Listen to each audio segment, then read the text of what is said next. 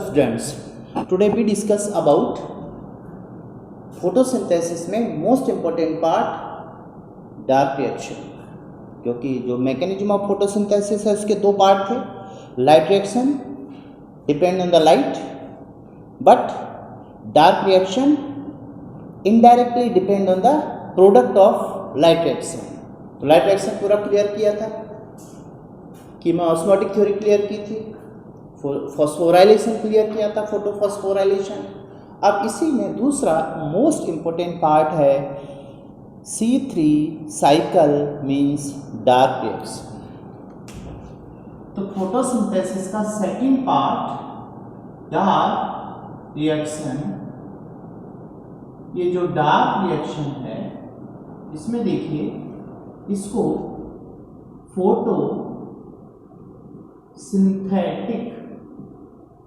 Photosynthetic phase नाम देते हैं। मीन्स इसमें सिंथेसिस होता है इन प्रेजेंस ऑफ लाइट की जरूरत पहले होती है। फोटोसिंथेटिक फेज में सिंथेसिस ऑफ द ग्लूकोज होगा। और ये जो साइकिल है, इस साइकिल मीन्स जो डार्क रिएक्शन है, अब डार्क रिएक्शन में सबसे पहले अपन देखते हैं इसको डिस्कवर किसने किया था। First dark reaction was discovered by, देखिए इसकी डिस्कवरी को लेके बात करते हैं, इससे रिलेटेड डिस्कवर्ड बाय मीन्स इसकी जो डिस्कवरी है ये की थी कैल्विन। ठीक, दूसरा डिस्कवरी के साथ साथ में ये कहाँ पाई जाती है, साइट क्या है इसकी, ये होती कहाँ पर है, तो पहले भी देख चुके थे अपन, ये कहाँ पर होती है, फ्लूइड ऑफ स्ट्रोमा फ्लूइड में होती है, स्ट्रोमा के अंदर होती है, एंजाइम प्रेजेंट होता है इसके लिए। साइट के बाद दूसरा इसमें जो डार्क रिएक्शन है, ये डार्क रिएक्शन के लिए जो केमिकल रिक्वायर्ड होता है, केमिकल एनर्जी, तो ये डिपेंड किस पर होती है, indirectly depend upon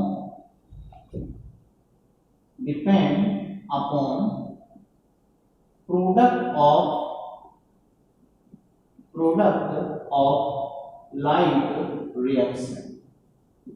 product of light reaction क्या था, ATP and NADPH। ATP and NADPH ये सिंथेसाइज किसमें हुए थे, इन द लाइट रिएक्शन। तो ATP और NADP की इसमें रिक्वायरमेंट होगी। दूसरा ये जो अब ऐसा कहा जाता है कि ये जो डार्क रिएक्शन होती है, तो dark reaction occur in the dark एक मिसनॉमर है। मीन्स इसका मिसनॉमर गलत फहमी क्या है कि it occur in the dark reaction, but यानी occur in the it occur only in the dark reaction, ये मिसनॉमर है। It occur only in dark, ऐसा एक मिसनॉमर है, but not only occur in dark, no, while it also occur in light। याद रखिए कि dark और light दोनों में होती है, तो एक मिसनॉमर बना हुआ है कि only occur in the dark. क्यों, ये लाइट में भी होती है, डिपेंड करती है लाइट रिएक्शन के प्रोडक्ट ATP और NADPH पर।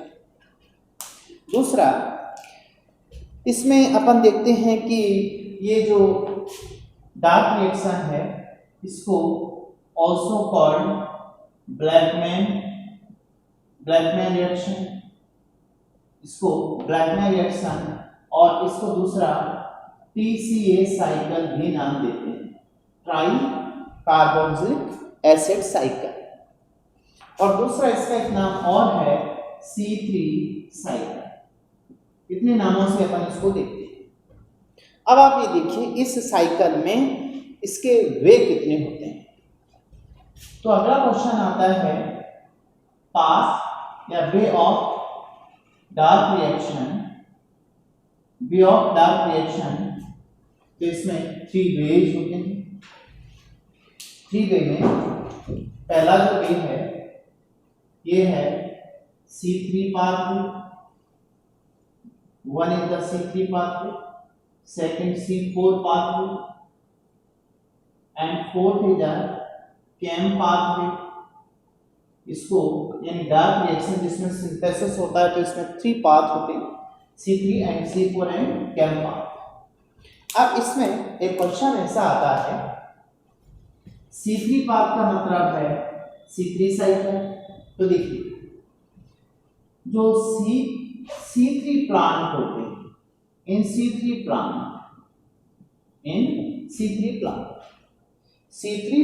में C3 साइकिल होती है।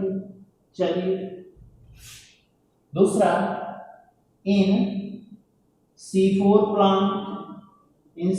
पाथ, इसमें C3 प्लस C4 साइकिल होती है दोनों। और इन केम प्लांट की बात करके देखें तो इसमें C3 प्लस C4 साइकिल दोनों होगी। मीन्स केम प्लांट होते हैं इसमें, तो C4 and came plant in दोनों में दोनों साइकिल प्रेजेंट होते हैं। ये अपने को याद रखना है इतना वाला क्वेश्चन, ठीक है। दूसरी, अब सेकंड पार्ट इसमें आएगा कि आखिर ये जो रिएक्शन है डार्क रिएक्शन C3 साइकिल, इसमें सिंथेसिस ऑफ ग्लूकोज होगा स्ट्रोमा के अंदर। डिपेंड किस पर करती है ये? लाइट रिएक्शन पर, ऐसा भी अपन ने देखा था। तो देखिए सबसे पहले क्या होगा, इसमें एक्चुअल में अपने को क्या क्या रिक्वायरमेंट होगी। डार्क रिएक्शन में सबसे पहले अपने को इसमें होता क्या है, fixation of the carbon dioxide. Means इसके ये जो डार्क रिएक्शन होती है ये एक्चुअल में C3 प्लांट, C4 प्लांट और केम प्लांट तीनों में पाई जाती है। अब इसके फेजेस देखते हैं, डार्क रिएक्शन की कितनी फेजेस होती है। तो इसमें एक्चुअल में 3 फेजेस है। 3 फेजेस में पहली फेज है, या इसको अपन यहाँ पे देखें, वन इज द कार्बोक्सिलेशन। सबसे पहले कार्बोक्सिलेशन होगा, दूसरा इसका रिडक्शन होगा and third one is the regeneration. अब कार्बोक्सिलेशन का मतलब है fixation of the carbon dioxide. Reduction means जो कंपाउंड बनेगा तो उस कंपाउंड का रिडक्शन होगा, इसमें एटीपी और एनएडीपी की रिक्वायरमेंट होगी। फिर से रीजेनरेशन ऑफ द आरयूडीपी। तो देखिए क्या है इसमें सबसे पहले साइकिल को देखिए। यहां पर अपन ने ऐसा कहा कि जैसे स्ट्रोमा पाथ है, तो इसमें अपने को रिक्वायरमेंट किसकी होती है, CO2 की। CO2 रिक्वायर्ड है यहाँ पर। अब ये जो CO2 है ये एटमॉस्फेयर से आ रहा है CO2, इसको फिक्स किया जाता है, CO2 को फिक्स किया जाएगा। तो ये CO2 को फिक्स करने वाला जो पहला कंपाउंड है वो देखिए कौन सा है। मीन्स इसमें पहला स्टेप अपन यहाँ पर ये देखते हैं, कार्बोक्सिलेशन। Step 1 carboxylation. तो कार्बोक्सिलेशन का मतलब है फिक्सेशन ऑफ कार्बन डाइऑक्साइड। आपकी कार्बन डाइऑक्साइड किसके द्वारा फिक्स की जाती है, by 5 carbon RUBP, ribulose biphosphate. Means ribulose 1,5 biphosphate. इसका पूरा नाम क्या है, ribulose 1,5 biphosphate, ribulose 1,5 biphosphate RuBP, ये 5 कार्बन कंपाउंड है। ये सबसे पहले CO2 को फिक्स करता है, CO2 इससे जुड़ती है। This is called fixation, means carboxylation. अब इसमें जो एंजाइम लगता है, इसमें इस प्रोसेस में जो एंजाइम लगता है, ये एंजाइम है, मोस्ट इंपॉर्टेंट क्वेश्चन होता है इस साइकिल का। इस एंजाइम को बोलते हैं रूबिस्को। रूबिस्को, इस रूबिस्को का पूरा नाम देखिए इसके बारे में। रूबिस्को मीन्स रिबुलोज, रिबुलोज पे काम कर रहा है, रिबुलोज। अब ये जो एंजाइम होता है रिबुलोज 1,5 बाइफॉस्फेट, या इसको अपन रूबिस्को जो नाम दे रहे हैं, तो रूबिस्को रिबुलोज बाई, यानी कौन सा 1,5 आएगा इसमें। देखिए यहाँ पे Ru वर्ड तो किससे रिलेटेड हो गया, रिबुलोज से। और यहाँ पे जैसे अपन ने नाम दिया कि biphosphate, ribulose Bi means biphosphate आ गया, रिबुलोज बाइफॉस्फेट। अब इसमें आता है CO। CO वर्ड का मतलब है कार्बोक्सिलेज, मींस कार्बन डाइऑक्साइड को फिक्सेशन करेगा। कार्बोक्सिलेज ऑक्सीजनेज एंजाइम, ये पूरा नाम है रिबुलोज बाइफॉस्फेट कार्बोक्सिलेज एंजाइम। ये एंजाइम, इसके बारे में कहा जाता है मोस्ट एबंडेंट प्रोटीन। ये दुनिया की सबसे ज्यादा पाई जाने वाली प्रोटीन है ऑफ वर्ल्ड। सबसे ज्यादा पाई जाने का मतलब है प्लांट सबसे ज्यादा है, तो उन प्लांट में फोटोसिंथेसिस जो होगी, लीफ पार्ट होता है, इसलिए ये सबसे ज्यादा, क्योंकि एंजाइम आर प्रोटीन, इसलिए इसको कहा गया most abundant protein of the world. अब ये जो एंजाइम होता है, ये एंजाइम, इसके बारे में कहा जाता है ये एंजाइम बिहेव एज, इसका जो बिहेवियर, बिहेव एज दोनों तरफ से काम करता है। Behave as fixation of carbon dioxide. अब कार्बन डाइऑक्साइड का फिक्सेशन मोर देन ऑक्सीजन। ये देखिए दो बार आ रहे थे ना इसमें, कार्बोक्सिलेज मींस CO2 को फिक्स करना, और ऑक्सीजनेज मींस ऑक्सीजन को फिक्स करना, मतलब दोनों को फिक्स कर सकता है। इसका बिहेवियर दोनों है, मौका वारदात के हिसाब से। मौका मिला तो कार्बन डाइऑक्साइड से जुड़ गया, कार्बन डाइऑक्साइड को फिक्स कर लिया, ऑक्सीजन है तो ऑक्सीजन को फिक्स कर लिया, मतलब दोनों को फिक्स कर सकता है। But depend on the situation. Situation में देखिए यहाँ पे CO2 के लिए एफिनिटी ऑक्सीजन के कंपैरिजन में ज्यादा है। Fixation of CO2 and O2 both, but दोनों में फिक्सेशन किसका ज्यादा होगा, CO2 के लिए। फिक्स तो दोनों को करता है, बट फिक्सेशन मैक्सिमम किसके लिए होगा, CO2 के लिए। Is it clear? ये बात अपन को याद रखनी है। अब दूसरा पार्ट इसमें आता है कि चलिए एंजाइम, अब इस एंजाइम में सबसे पहली जो रिएक्शन है carboxylation means fixation of the CO2, enzyme rubisco. इस एंजाइम के प्रेजेंस में फिक्स कौन करता है, 5 कार्बन कंपाउंड RuBP। तो RuBP जब CO2 को फिक्स करता है तो पहले एक अनस्टेबल कंपाउंड बनाता है।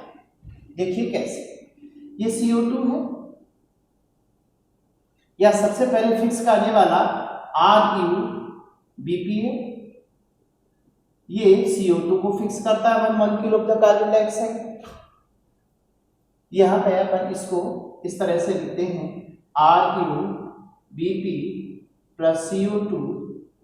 अब देखिए यहां जो फिक्सेशन होगा, तो ये फिक्सेशन में एंजाइम कौन सा लगता है, रूबिस्को।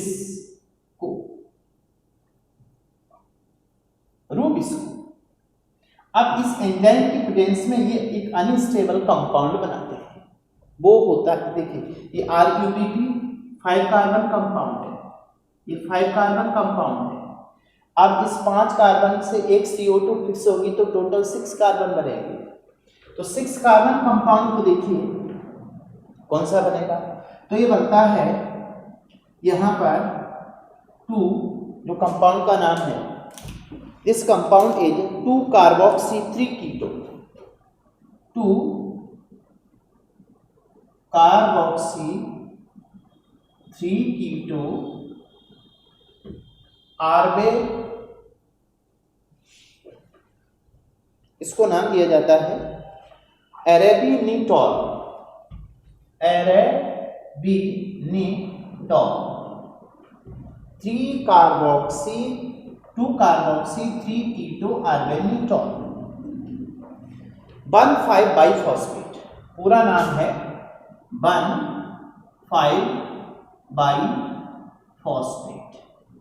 ये इंटरमीडिएट कंपाउंड बनता है और इसमें आप देखेंगे कि देखिए 5 कार्बन इसके हैं, रिबलोज 1,5 बाइफॉस्फेट मीन्स इसमें कार्बन 1 2 3 4 एंड 5 कार्बन हो गए, और रिबलोज 1,5, ठीक है, पहले कार्बन पर फॉस्फेट जुड़ा है, लास्ट कार्बन पर फॉस्फेट जुड़ा है, तो रिबलोज 1,5 बाइफॉस्फेट। अब इसके साथ प्लस में कार्बन डाइऑक्साइड का एक कार्बन और ऐड हो गया, तो टोटल कितने कार्बन हो जाएंगे 6। तो 1,5 पर तो फॉस्फेट है, 1,5 बाइफॉस्फेट वही है, प्लस में एक कार्बन और ऐड हुआ तो बन गया एक 2 कार्बोक्सी 3 कीटो आर्बेनिटॉल। ये 1 मॉलिक्यूल बनता है इसका, 1 मॉलिक्यूल। अब 1 मॉलिक्यूल इज इक्वल टू इसमें कितने कार्बन है 6 कार्बन, 6 कार्बन वाला ये कंपाउंड बन गया। ये होता अनस्टेबल कंपाउंड बनेगा बीच में। अब इसके बाद क्या होता है, इसके बाद में जब ये आगे ब्रेक होता है, तो ये आगे नेक्स्ट ब्रेक होगा, तो इससे देखिए क्या बनेंगे 2 कार्बन, मीन्स यहां पर जो बनता है वो बनता है 3 फॉस्फोग्लिसरेट, इसको ही बोलते हैं glyceric acid, glycerate means glyceric acid, short में इसको बोल दिया 3PGA। अब 3PGA ये है 3 कार्बन कंपाउंड, यहां पर टोटल कार्बन कितने हैं 6। नेक्स्ट स्टेबल कंपाउंड बनता है वो 3 कार्बन वाला होता है 3PGA। तो अब इसमें रिमेनिंग कार्बन कितने बच गए 3, तो इसके कितने मॉलिक्यूल बनेंगे 2 मॉलिक्यूल, तो 2 molecule is equal to 6 carbon हो गए। 2 मॉलिक्यूल में, एक मॉलिक्यूल में 3 कार्बन हैं, तो दोनों मॉलिक्यूल में इंटू 2 करेंगे तो कितने कार्बन हो जाएंगे 6 कार्बन इसमें यूज हो गए। तो एटमॉस्फेयर की 1 कार्बन डाइऑक्साइड अब यहां आ चुकी है। ये है first stable compound, first stable compound, first stable compound of C3 cycle. C3 cycle नाम इसलिए दिया, या ऐसा अपन बोल सकते हैं डार्क रिएक्शन या केल्विन साइकिल। केल्विन साइकिल का पहला स्टेबल कंपाउंड क्या बना 3PGA, इसलिए सो कॉल्ड इसलिए इसको नाम दिया गया C3 साइकिल। तो अगला क्वेश्चन बना कि C3 साइकिल को C3 साइकिल क्यों कहा गया। C3 साइकिल को C3 साइकिल इसलिए कहा गया क्योंकि फर्स्ट स्टेबल कंपाउंड क्या बनता है इसका 3 कार्बन वाला 3PGA। ओके, अब इसमें अपन दूसरा देखिए, पहला स्टेप हुआ कार्बोक्सिलेशन। तो कार्बोक्सिलेशन में होता क्या है, कार्बोक्सिलेशन में फिक्सेशन होता है कार्बन डाइऑक्साइड। फिक्स करने वाला कंपाउंड कौन होता है RuBP, ये 5 कार्बन वाला होता है। जब इससे कार्बन डाइऑक्साइड फिक्स होती है तो फिक्स किसकी प्रेजेंस में की जाती है rubisco. Rubisco is the most evident protein of the world क्योंकि ये प्लांट में पाया जाता है, प्लांट का नंबर सबसे ज्यादा है। ये रूबिस्को का जो बिहेवियर है वो दोनों टाइप का होता है, कार्बोक्सिलेज एंड ऑक्सीजनेज। कार्बोक्सिलेज का मतलब है कार्बन डाइऑक्साइड को फिक्स करना, ऑक्सीजनेज का मतलब है ऑक्सीजन को फिक्स करना। बट इसकी एफिनिटी ऑक्सीजन के कंपैरिजन में किसके लिए ज्यादा होती है? CO2 के लिए, क्योंकि जो स्टोमा में CO2 आती है तो सबसे पहले एक्चुअल में यहाँ पर इनमें कंपटीशन होता है, कंपटीशन इन दोनों में होता है, कॉम्पिटिटिव बाइंडिंग। इन दोनों की जो बाइंडिंग है वो जो एंजाइम है रूबिस्को, जैसे रूबिस्को एंजाइम है, फॉर एग्जांपल यहाँ ऐसे मान के चले ये एंजाइम है, रूबिस्को एंजाइम है, और इस एंजाइम पर दो साइट है। इस साइट पर जुड़ती है CO2 जुड़ सकती है, और इस साइट पर ऑक्सीजन जुड़ सकती है। बट इन दोनों साइट में से ये दोनों के लिए साइट है, बट CO2 के लिए भी साइट है और O2 के लिए भी साइट है। बट यहाँ पर जो CO2 है, इस CO2 के लिए एफिनिटी ज्यादा है, इसलिए सबसे ज्यादा ये एंजाइम CO2 को फिक्स करने में हेल्प करता है। तो पहला स्टेप हुआ कार्बोक्सिलेशन। इसमें याद रखिए कार्बोक्सिलेशन के लिए क्या रिक्वायरमेंट होगी? फिक्स कौन करेगा? मतलब ये कार्बन डाइऑक्साइड किसका कार्बोक्सिलेशन होगा? कार्बोक्सिलेशन का मतलब है कार्बोक्सिलेशन हुआ किसका? RuBP का कार्बन डाइऑक्साइड फिक्स हुई, और इसमें हेल्प किया रूबिस्को ने। तो पहला बीच का जो अनस्टेबल कंपाउंड बना वो 6 कार्बन वाला है, इसका 1 मॉलिक्यूल बनेगा। But this 6 carbon compound immediately break into the 2 molecule of the 3PGA।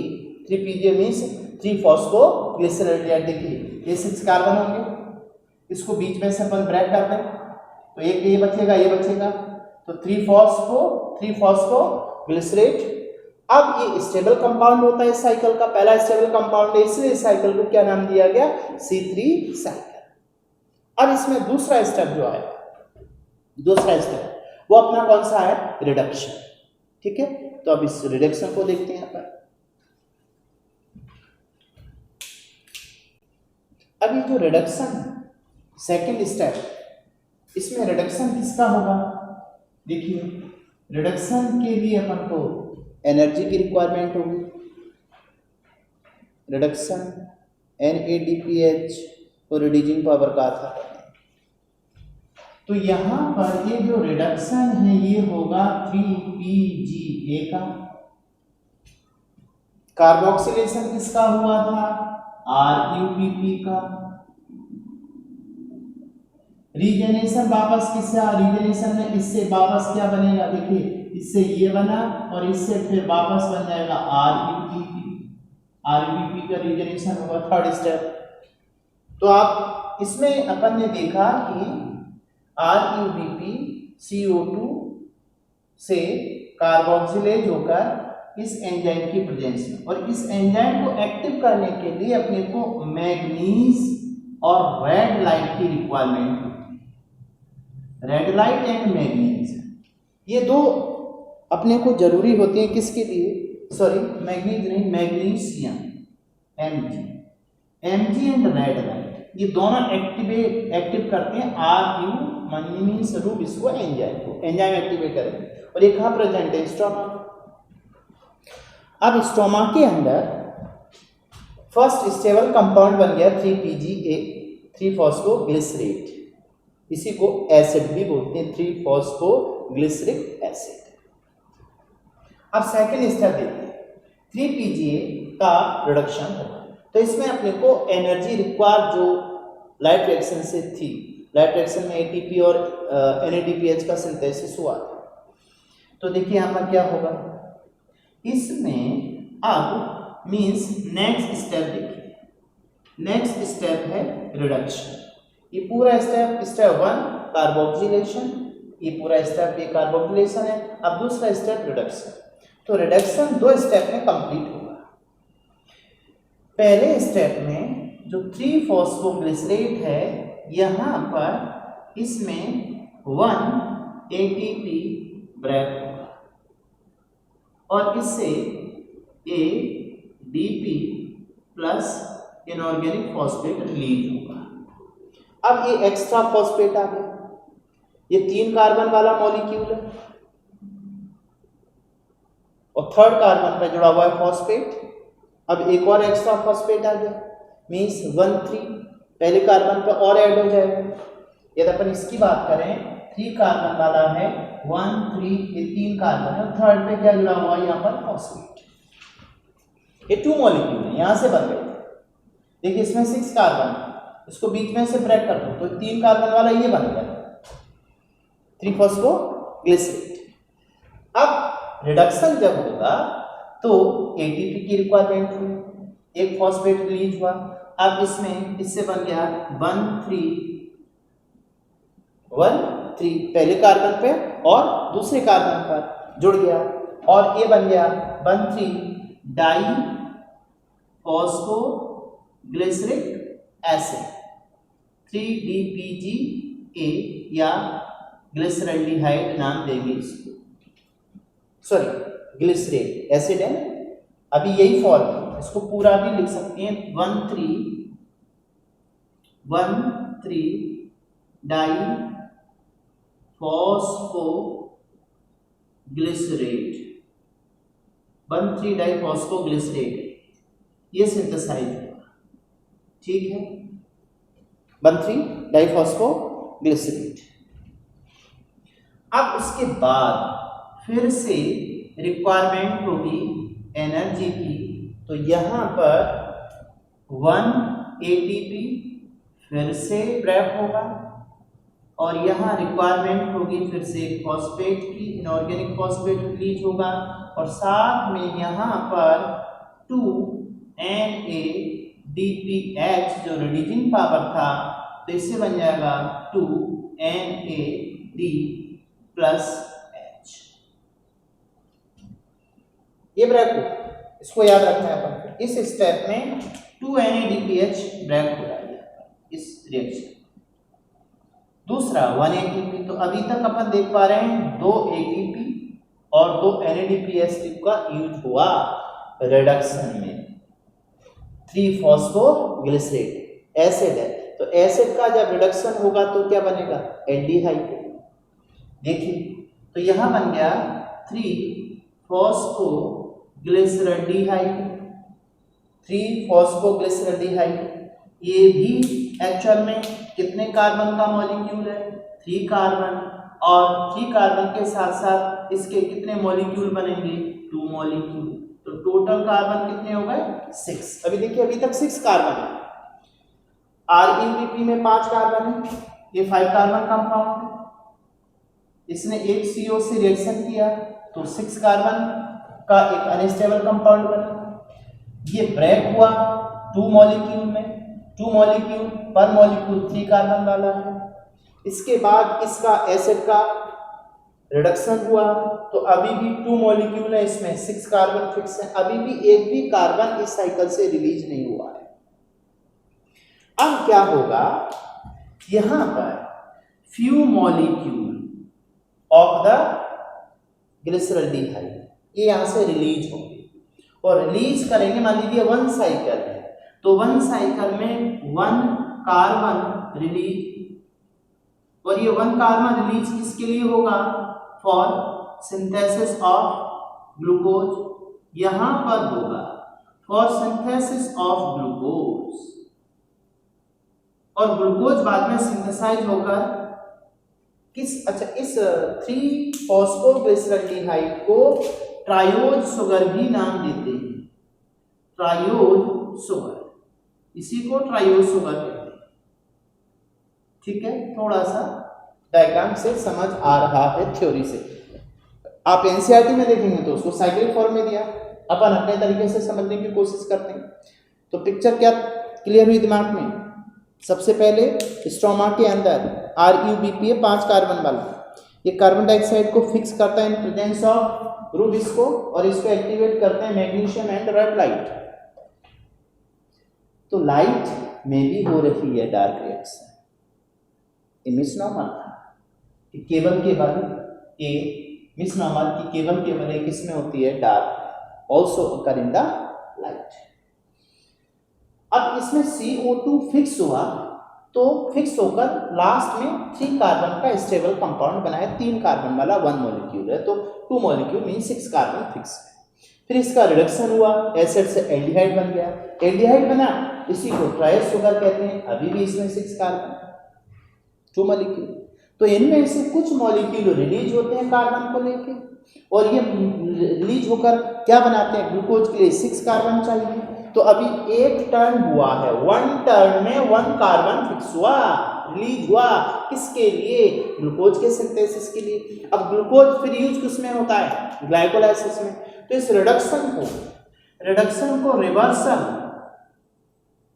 Reversal of glycolysis भी कहते हैं, रिवर्सल ऑफ ग्लाइकोलाइसिस, ये स्टेप। तो देखिए ये पूरा स्टेप क्या है, रिडक्शन। ये वाला step carboxylation. Third step regeneration. Regeneration में फिर से क्या रीजेनरेट होगा, ReBP। तो अब आप देखिए ये 6 कार्बन टोटल है, इसके अंदर 2 मॉलिक्यूल है। 2 मॉलिक्यूल में से मान लीजिए 6 कार्बन, देखिए यहाँ पे 2 molecule is equal to 6 carbon होंगे। 6 कार्बन में से 1 कार्बन यहाँ पे रिलीज हो गया, आप देख पा रहे हो ठीक से। तो 1 कार्बन रिलीज हुआ, अब रिमेनिंग कितने कार्बन बचे इसमें, टोटल 5 कार्बन। तो अब यहां से देखिए रीजनरेट होगा, यहां से बनेगा 5 कार्बन का कंपाउंड, इसे बोलते हैं रिबुलोज 5 फॉस्फेट। ये रिबुलोज 5 फॉस्फेट बना, इसमें कितने कार्बन है, 5 कार्बन का है, 5 कार्बन। और अब देखिए यहां से 2 फॉस्फेट, 2 इनऑर्गेनिक फॉस्फेट रिलीज होगी। अब इसके बाद देखिए क्या होना है, रिबुलोज 5 फॉस्फेट 5 कार्बन वाला है। अब इसमें बनना है रिबुलोज बाइफॉस्फेट, तो फिर से इसको क्या चाहिए, देखिए इसमें क्या सिंथेसिस हो रहा है, दोबारा से क्या सिंथेसाइज हो रहा है, रिबुलोज।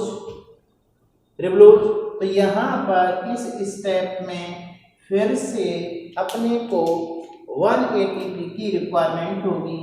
यहाँ इस स्टेप में ATP टूटकर ADP प्लस इनऑर्गेनिक फॉस्फेट। तो ये फॉस्फेट जो 5 कार्बन थे, पहले कार्बन पर यानी 5th पे फॉस्फेट जुड़ा था, अब पहले कार्बन पे भी जुड़ जाएगा, मीन्स दोबारा से क्या रीजनरेट हो गया, फिर से रीजनरेट हुआ ReBP। मीन्स इसके 3 स्टेप हैं। स्टेप 1 कार्बोक्सिलेशन, CO2 को फिक्स करना। स्टेप 2 रिडक्शन, एसिड से एल्डिहाइड बनाना, और उसी स्टेप में क्या रिलीज होना, कार्बन। आगे कार्बन ग्लूकोज सिंथेसाइज करेगा और ये स्टार्च फॉर्म में स्टोर हो जाएगा ग्लूकोज। अब ये साइकिल फिर से इसको कोई इफेक्ट नहीं कर रहा। यदि साइकिल के बीच में कोई ऐसा कोई केमिकल ना आ जाए जो इस साइकिल को अफेक्ट करे, साइकिल कंटिन्यूअस हो रही है, तो दोबारा से रीजनरेट हो जाएगा ReBP। तो इस स्टेप में फिर से अपने को यहाँ पर ATP, ये देखिए इस स्टेप में फिर से ये ATP ब्रेक हुआ। तो अब इस साइकिल का कंक्लूजन निकाल के अपन देखें। मीन्स इस साइकिल के कितने स्टेप हैं, 3 स्टेप हैं। देखिए यहाँ पे अपन ने इंट्रोडक्शन देखा था इस साइकिल का, यहाँ अपन फिर से इस साइकिल को जैसा अपने पास है वैसा देख सकते हैं। देखिए टोटल इसके कितने स्टेप हैं, 3 स्टेप। 3 स्टेप में स्टेप 1 कौन सा है, कार्बोक्सिलेशन। तो देखिए यहाँ पर फॉर एग्जांपल देखिए ये स्टोमा के अंदर हो रही है, ठीक है। यहाँ पर बाहर से रिक्वायरमेंट अपन को किसकी पड़ेगी, CO2 की। CO2 के साथ साथ में H2O की भी रिक्वायरमेंट होगी। इसका कंक्लूजन देखिए। अब CO2 एंड H2O के बारे में अपन देखते हैं कि लाइट रिएक्शन में ब्रेक होता है। तो टोटल यहाँ पर कितने रिक्वायर होते हैं, 12H2O।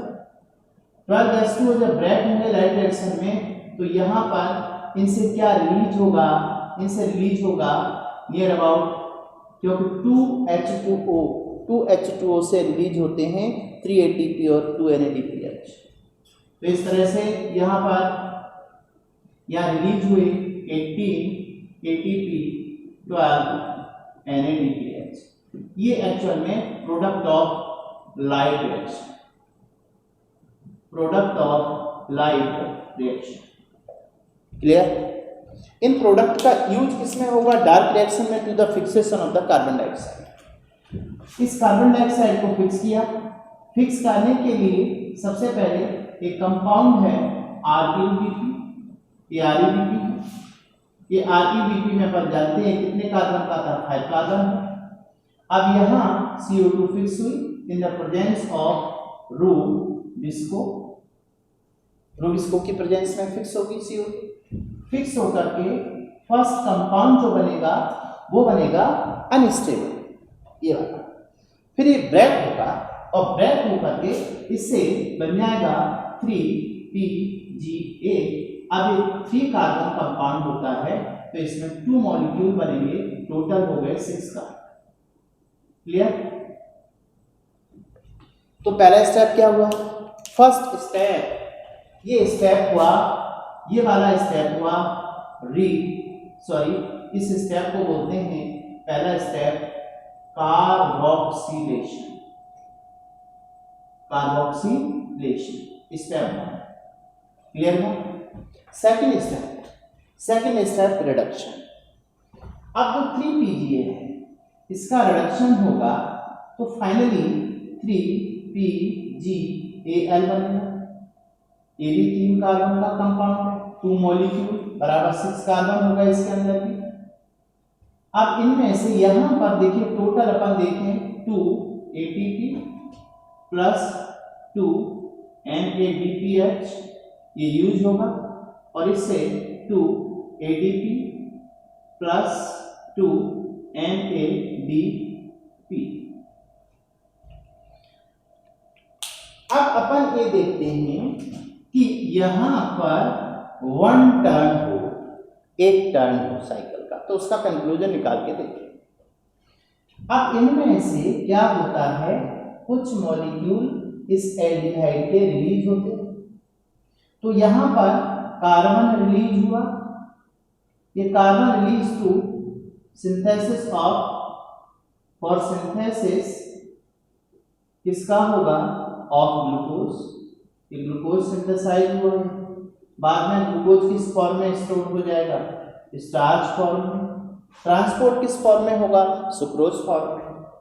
जब इससे कार्बन निकल गया, 6 कार्बन में से 1 कार्बन रिलीज हो गया तो 5 कार्बन कंपाउंड बचा। उस 5 कार्बन कंपाउंड को नाम दिया रिबलोज 5 फॉस्फेट, और रिबलोज 5 फॉस्फेट में फिर से ATP ब्रेक होगा। तो ATP ब्रेक होने से देखिए क्या बनेगा, ये बनता है रिबलोज, ये रिबलोज 5 फॉस्फेट था ना, यहाँ पे लिखा हुआ रिबलोज 5 फॉस्फेट, तो इसे यहाँ पर रिबुलोज 5 फॉस्फेट, ये 5 कार्बन वाला कंपाउंड है।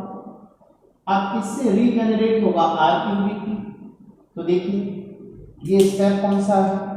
दिस स्टेप इज द, ये स्टेप है reduction.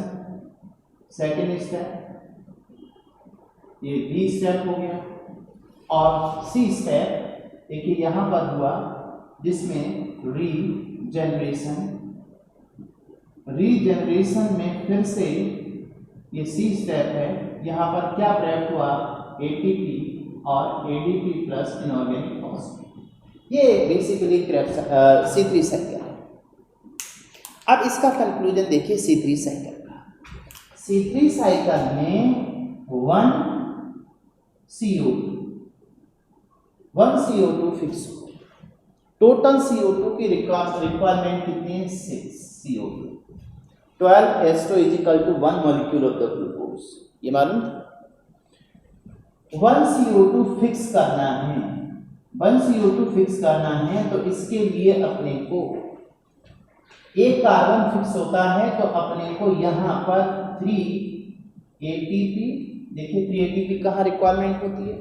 2 ATP plus 1 ATP is equal to 3 ATP required और 2 NADPH रिक्वायर।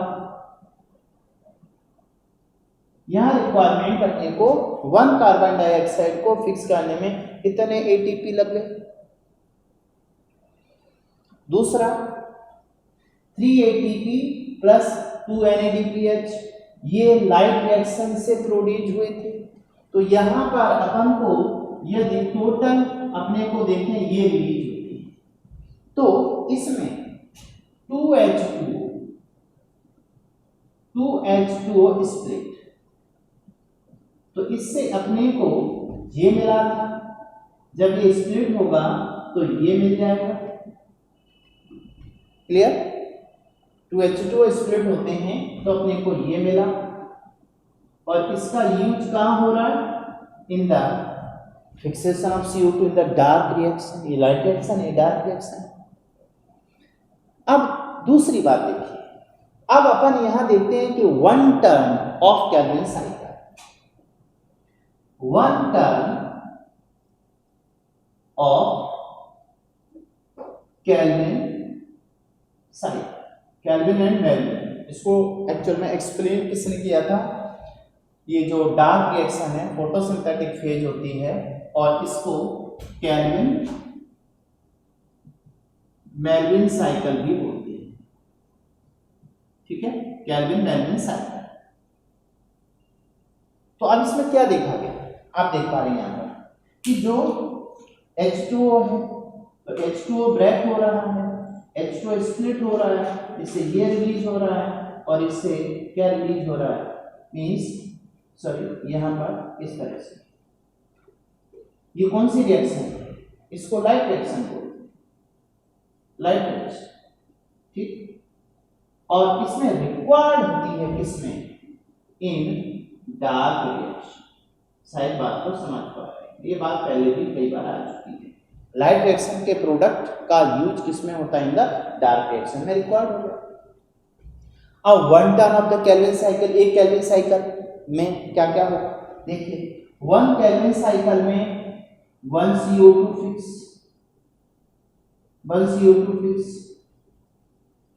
फिक्सेशन कितने का हो रहा है? 1 CO2 का इन आ रहा है और साथ में 3 ATP इन हुए और प्लस 2 NADP इसकी रिक्वायरमेंट हुई। 1 कार्बन डाइऑक्साइड को फिक्स करना है तो 3 ATP और 2 NADP 1 कार्बन डाइऑक्साइड फिक्स होगी, राइट? और 1 ReDP होगा, 1 ReDP कह सकते हैं CO2 को, तो वही फिक्स करेगा 1 ReDP। ठीक, 1 ReDP। अब एक केल्विन साइकिल से एक कार्बन भी तो रिलीज होगा। ग्लूकोज को सिंथेसाइज करने के लिए अपने को C6H12O6 मींस कार्बन कितने चाहिए? कार्बन अपन को 6 कार्बन की रिक्वायरमेंट होगी। तो 6 कार्बन की रिक्वायरमेंट होगी तो अपन कह सकते हैं कि 6 कार्बन या 6 turn of Calvin cycle is equal to 6 CO2 fix होंगे, 6 CO2 फिक्स हो रहा है और 6 CO2 फिक्स हो रहा है तो 6 CO2 में मींस यहां पर 6 × 3 is equal to 18 ATP, 6 × 2 is equal to 12 NADPH और 6 ReDP चाहिए होंगे। 6 टर्न ऑफ केल्विन साइकिल से 6 CO2 फिक्स हुआ और इन सब से 6 turn of Calvin cycle is equal to 1 glucose molecule synthesize, 1 glucose molecule of synthesize होगा किसमें? 6 टर्न ऑफ केल्विन साइकिल में, 6 टर्न ऑफ केल्विन साइकिल। ये बात है 1 मॉलिक्यूल ग्लूकोज रिलीज हो रहा है किसमें? 6 turn.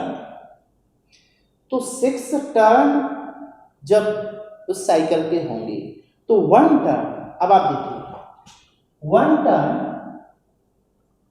Turn is equal to 15 second, तो 6 turn is equal to 90 second is equal to 1 molecule of glucose.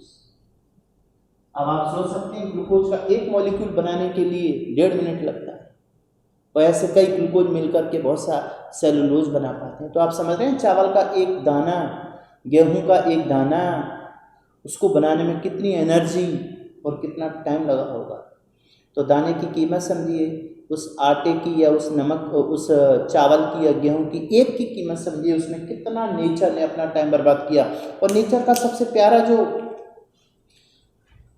Carbon है, वो कार्बन को बर्बाद नहीं जाने देती। देखिए 6 CO2 उसने फिक्स किए, तो आपको एक ग्लूकोज दिया, एक कार्बन डाइऑक्साइड को फिक्स करने के लिए एक केल्विन साइकिल चली। अब अपन कहते हैं कि इसमें 12H2 रिकॉर्ड होते हैं। 12H2 क्या रिकॉर्ड होंगे भाई?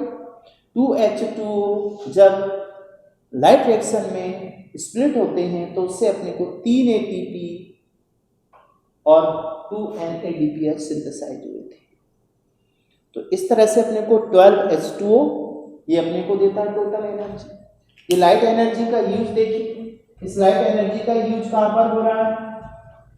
18 ATP प्लस 2 NADPH। तो जो केल्विन साइकिल है उसमें देखिए क्या क्या इन हुआ। 6 CO2 इन हुआ, 12H2O इन हुआ, 18 ATP इन हुए, 12 NADPH इन हुए इन C3 साइकिल। इससे रिलीज क्या हुआ? रिलीज ये हुआ कि इसमें अपने को 1 मॉलिक्यूल ऑफ ग्लूकोज बना, 6H2O रिलीज हुए आउट, और साथ में 1 ग्लूकोज रिलीज हो रहा है, और 18 ADP और 12 NADPH, सॉरी NADPH। तो NADP रिलीज हो, मीन्स आउट इन कितना हो रहा है और आउट कितना हो रहा है।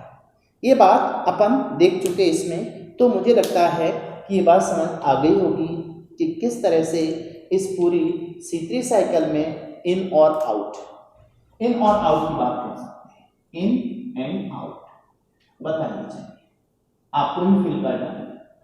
6 CO2 इन हो रहा है, इसके बदले में 1 ग्लूकोज रिलीज हो रहा है, राइट। दूसरी तरफ इनमें देखें एनर्जी, तो 18 ATP, इसके बदले 18 ADP आउट हो रहे हैं, 12 NADPH इन हो रहा है, 12 NADP ये दोबारा से बनेगा, फिर से लाइट रिएक्शन होगी, इसमें यूज आ जाएगा। इसके अलावा दूसरा इसमें जो सिंथेसिस हुआ था, तो मुझे लगता है कि ये सारी बातें, अच्छा जो स्टेप वाली बात करें, देखिए ये पहला स्टेप क्या है? कार्बोक्सिलेशन। तो बताइए कार्बोक्सिलेशन में क्या कोई ATP का यूज हुआ, NADP का यूज हुआ? No use, means zero ATP and NADPH, zero, कोई रिक्वायरमेंट नहीं। दूसरा जो रिडक्शन है, इस रिडक्शन में देखिए क्या हो रहा है? 2 ATP and 2 NADP total reduction, ये समझ में आना चाहिए हमें। रीजनरेशन में 1 ATP मीन्स सबसे जीरो एनर्जी जिसमें नहीं यूज होती, वो अपना कौन सा स्टेप है? कार्बोक्सिलेशन। तो ये जो आप देख पा रहे हैं यहाँ पर इसमें पूरा अपन यहाँ पर कंक्लूजन निकाल लिया, क्या इन हुआ था, क्या आउट हुआ था। तो अब आप देखिए ये जो C3 साइकिल है, केल्विन साइकिल है, जिसको डार्क रिएक्शन कहते हैं, इसको बायोसिंथेटिक फेज कहा। बायोसिंथेटिक फेज इसलिए कहा क्योंकि इसमें बायोलॉजिकली क्या सिंथेसाइज होता है? ग्लूकोज। ग्लूकोज के सिंथेसिस करने के लिए 6 कार्बन की रिक्वायरमेंट होती है। तो इसके लिए जो केल्विन साइकिल है वो 6 टर्न होते हैं, 6 टाइम चलती है। और उस साइकिल में एक साइकिल को चलाने के लिए 3 एटीपी और 2 NADPH की रिक्वायरमेंट होती है। और ये दोनों जो लाइट एनर्जी, जो अपनी लाइट रिएक्शन थी उसमें एनर्जी ये रिलीज हुई थी। इस एनर्जी का ये जो डायरेक्शन में डार्क रिएक्शन में हुआ, देखिए एक तरफ लाइट रिएक्शन, एक तरफ डार्क रिएक्शन है। जहाँ डार्क रिएक्शन में 2H2O मॉलिक्यूल स्प्लिट होते हैं तो वहाँ पर ऑक्सीजन रिलीज होती है। और ऑक्सीजन जो अपनी थायरॉइड थी, थाइलेकोइड की ल्यूमन के अंदर रिलीज होकर डिफ्यूज आउट हो जाती है क्लोरोप्लास्ट से। वहीं इस लाइट रिएक्शन में 2 मॉलिक्यूल स्प्लिट होने से जो ATP बनते हैं, NADPH बनते हैं, तो वो 3 ATP बनते थे और 2 NADPH बनते हैं। ये पावर यूज होती है डार्क रिएक्शन में to the fixation of carbon dioxide. Carbon dioxide को फिक्स करने के लिए, अब कार्बन डाइऑक्साइड किससे फिक्स होती है? तो कार्बन डाइऑक्साइड जिससे बाइंड होती है उसे रिबुलोज बाइफॉस्फेट कहते हैं, जिसमें 5 कार्बन होते हैं। तो 5 कार्बन RUBP ने किससे बाइंड हुआ? 1 कार्बन से, तो 6 कार्बन वाला अनस्टेबल कंपाउंड बनेगा। बाद में इससे फर्स्ट स्टेबल कंपाउंड बनेगा, वो 3 कार्बन वाला होगा, इसलिए 6 कार्बन से 2 मॉलिक्यूल ऑफ 3 PGA बनेंगे। यहाँ कोई ATP और NADPH की रिक्वायरमेंट नहीं हुई। उधर CO2 को फिक्स करने के लिए जो रूबिस्को एंजाइम है, इसके बारे में कहा मोस्ट एविडेंट एंजाइम है ये मैग्नीशियम और रेड लाइट के प्रेजेंस में एक्टिव होता है। उसके बाद जब रिडक्शन स्टेप आता है वहाँ एनर्जी की रिक्वायरमेंट होती है अपने को, केमिकल एनर्जी की। 3 PGR बनता है उसमें से कार्बन रिलीज होकर ग्लूकोज सिंथेसिस के लिए रिक्वायर होता है। बाद में फिर से रीजनरेट होकर के एक ATP खर्च होता है, RUBP बनाता है। तो इस प्रोसेस में ग्लूकोज कंटिन्यूसली सिंथेसाइज होता है। 1 ग्लूकोज को बनाने के लिए एक टर्न ऑफ केल्विन साइकिल में देखिए 15 सेकेंड लगते हैं, तो 1 ग्लूकोज को बनाने के लिए 6 टाइम करना पड़ेगा, इजिकल टू 90 सेकेंड में 1 ग्लूकोज मॉलिक्यूल का सिंथेसिस होता है। Is it clear? Very simple. ये जो साइकिल है, ये साइकिल आप देख पा रहे हैं, इसमें आपने देखा इधर अपने केमिकल रिएक्शन, इधर अपनी साइकिल, तो ये जो पार्ट है क्लियर हो गया।